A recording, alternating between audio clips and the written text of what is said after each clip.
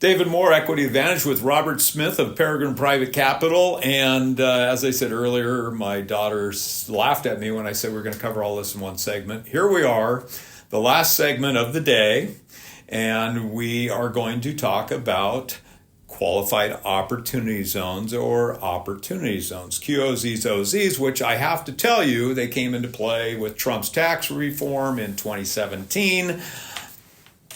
I was not a fan at all because we used to do exchanges of high dollar cars and planes and boats and artwork and all this other stuff that I really like.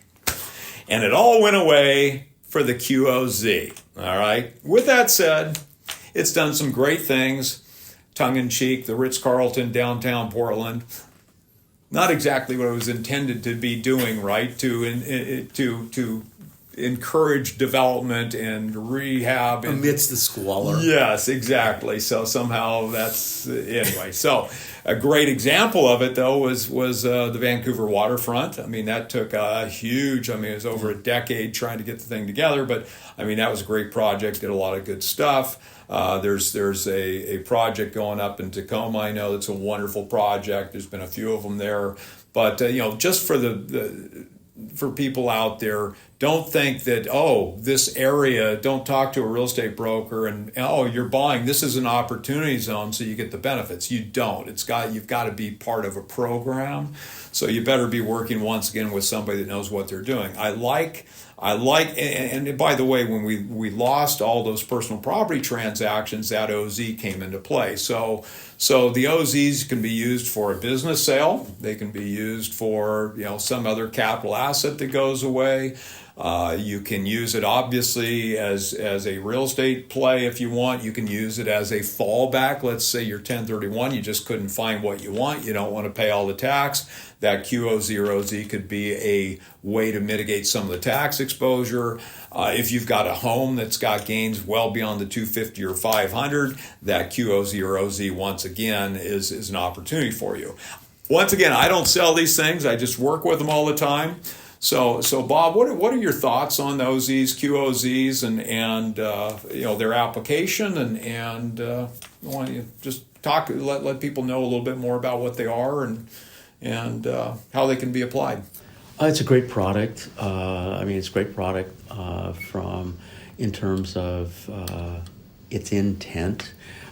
Because they do go into distressed areas and either tear down and redevelop or retrofit old buildings that have fallen out of use or derelict, that kind of thing. So anything like that is stimulative to a local economy is a good idea. And if investors can benefit via tax referral in funding those things, it's a win for everyone. So great idea, great concept, fundamental, and it just it's another arrow in your quiver. If you're, as you just mentioned, if you're in 1031 exchange and you're up against it from an identification standpoint and your primary choice simply didn't materialize, it's another option for you to defer that capital gains tax liability. I think the most significant difference between DSTs and OZ zones or OZ funds is DSTs are because you're buying or you're investing in fully stabilized assets, an asset that's been built out, tenanted, and is already cash flowing. Most people invest in DSTs primarily for the tax advantage cash flow, secondarily for appreciation. So DSTs are in large part cash flow driven. You won't see or seldom see a development project inside the DST space because the assets have to be, quote, fully stabilized. Whereas OZ zones are exactly the opposite. It's not yet a stabilized product. And so the likelihood of cash flow in the first 4 or 5 years, depending on the rebuild, the retrofit, is very, very low. So most of them do not provide cash flow. And most of the people that we deal with in the DST space are depending in no small part on that cash flow for income purposes, whether it's to augment earned income or part of their passive income stream in retirement. The income thing is an important part of the equation, and zones, at least initially, don't provide income. There is probably long-term greater appreciation potential because, again, it's a development project. And if you're in the right place with the right time with the right stuff, then when it finally goes full cycle and gets sold, there could be some very, very significant underlying appreciation in that asset that perhaps is harder to find in the DST space. So they're both great products. They both give investors an opportunity to defer capital gains tax in 1031 exchange. You know, obviously, DSTs are real property and real property specific in terms of the money that's coming into them, and or people like, you know, people say, hey, look, I like that 6% tax advantage cash flow. I've got $100,000 sitting in the bank, not doing much with it. Liquidity isn't an issue. I can put money into a DST and now be in the 1031 exchange cycle.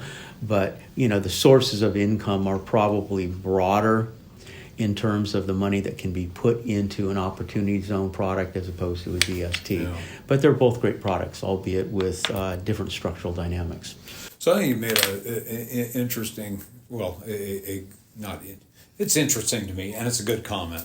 The guy that mentored my brother Tom and I, who's my partner in the firms, with respect to real estate, he always said, you know, at some point you're going to want to build stuff. You want to develop. You're going to want to put your name on it. Don't do it. He was always a guy that liked. He says, hey, I can take a look at a building, and I can make it work. So he's like, okay, I can take a look at it. You know where the problems are not there, but you know, I'm not dealing with, you know, anyone that's built something recently. They go, okay, what's it gonna cost? How long is it gonna take? And my general rule is going to take twice as long, cost twice as much. But you know, I guess my position on all of this stuff is that, you know, tax deferral is only as good as the next investment. So don't stick yourself. There's an opportunity cost 1031. It is that you've got to close, you know, whatever you're identifying within 180 days when it goes away.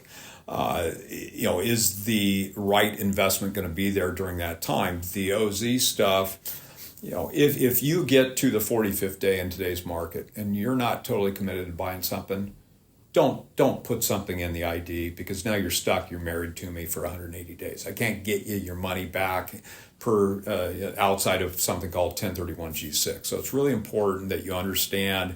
You ask the questions, work with people that have been through this stuff, understand that menu of options that are out there, and that the 1031's, you know, a great vehicle. And by the way, if somebody comes to you with money out of their pocket to buy a DST, can you sell it to them? Oh yeah. So what I laugh about is the number of DST companies that say 1031. It's like 1031 blah blah blah blah blah. Well, it's really nothing to do with 1031 other than that it's built for that process to get in. But if you want to take money out of your pocket, you want to diversify, you don't want to deal, you don't have enough to go buy a property on your own, and you don't want to deal with owning that thing, but you want real estate in your portfolio, call them up.